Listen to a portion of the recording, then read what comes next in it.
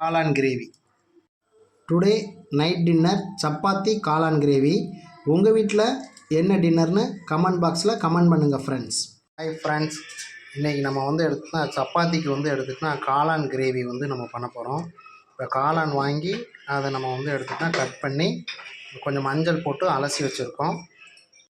அடுத்து 2 வெங்காயம், 1 தக்காளி அதை நம்ம கட் பண்ணி வச்சுருக்கோம்.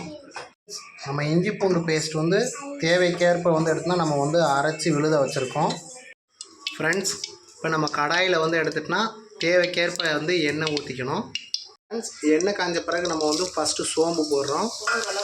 சோம்பு நல்லா பொரிஞ்ச உடனே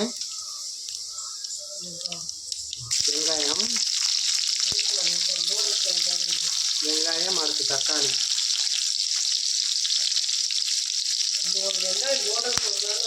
வெங்காயம் எடுத்துக்கினா நம்ம வதக்கிட்டு கோல்டன் ப்ரௌன் கலர் வந்தோடனே தக்காளி சேர்த்துக்க வேண்டியதுதான்.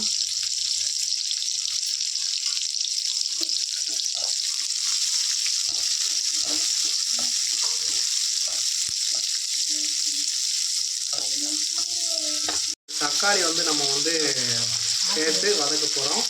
தக்காளி வேகமாக வதங்கணும் அப்படின்னு சொல்லினா நம்ம எடுத்துனா கொஞ்சம் சால்ட்டு சேர்த்துக்கிட்டோம்னா கொஞ்சம் வேகமாக வதங்கிடும். ஃப்ரெண்ட்ஸ், இப்போ வெங்காயம் தக்காளி நல்லா வதங்கிருச்சு. இப்போ நம்ம என்ன பண்ண போகிறோம், இது கூட நம்ம ஆல்ரெடி வாஷ் பண்ணி வச்சுருக்கிற காளானை சேர்த்து அது கொஞ்சம் வதக்கணும். இப்போ நம்ம காளானை போட்டு நம்ம எடுத்துனா 2 வதக்கிட்டு அதுக்கு பிறகு நமக்கு இதுக்கு மசால் பொடி சேர்த்து போட வேண்டியதான். அந்த காளான் வதங்கின பிறகு நம்ம வீட்டில் அரைச்சி வச்சுருக்கிற மசால் பொடி சேர்த்து போகிறோம். குழம்பு மிளகாய் பொடி எடுத்துனா தேவைக்கேற்ப சேர்த்துக்க வேண்டியதான். இந்த குழம்பு மிளகாய் பொடி எடுத்துக்கினா இன்னொரு வீடியோவில் எப்படி நம்ம பண்ணுறோம் அப்படிங்கிறத அடுத்த இதில் நம்ம இது பண்ணுறோம். ஃப்ரெண்ட்ஸ், இப்போ நம்ம இது கூட நமக்கு உப்பு காரம் பார்த்துட்டு தேவைக்கேற்ப தண்ணி நம்ம ஊற்றி அதை நம்ம வதக்கிற வரைக்கும் கொஞ்சம் எடுத்துனா சுண்டுற வரைக்கும் இது நம்ம தேவைக்கேற்ப இப்போ என்ன பண்ணியிருக்கோம்னா தண்ணி நம்ம மிக்ஸ் பண்ணியிருக்கோம். இதில் உப்பு காரம் நம்ம சேர்த்துட்டு நம்ம எடுத்துகிட்டோம்னா இது கிரேவி பதத்துக்கு வர்ற வரைக்கும் நம்ம என்ன பண்ணால் அடுப்பை அப்படியே வைக்க வேண்டியதான். அந்த கிரேவி பதத்துக்கு வந்தோடனே நம்ம அடுப்பை ஆஃப் பண்ணிட வேண்டியதான். இப்போ நம்ம தேவைக்கேற்ப தண்ணி ஊற்றிட்டு இதில் உப்பு காரம் கரெக்டாக இருக்கான்னு பார்த்துக்கணும். நம்ம எடுத்துனா கொஞ்சம் உப்பு கம்மியாக இருக்குது, அதனால் உப்பு கொஞ்சம் ஆட் பண்ணுறோம். தேவைக்கேற்ப உப்பு ஆட் பண்ணிக்க வேண்டியதான்.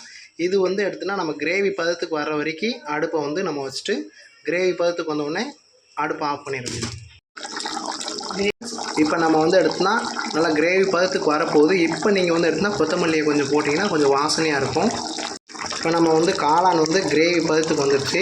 இப்போ நம்ம அடுப்பை ஆஃப் பண்ணிவிட்டு இப்போ நம்ம காளான் கிரேவி பதத்துக்கு வந்துடுச்சு. இப்போ நம்ம அடுப்பை ஆஃப் பண்ணிவிட்டு அப்படியே சர்வ் பண்ண வேண்டியதான்.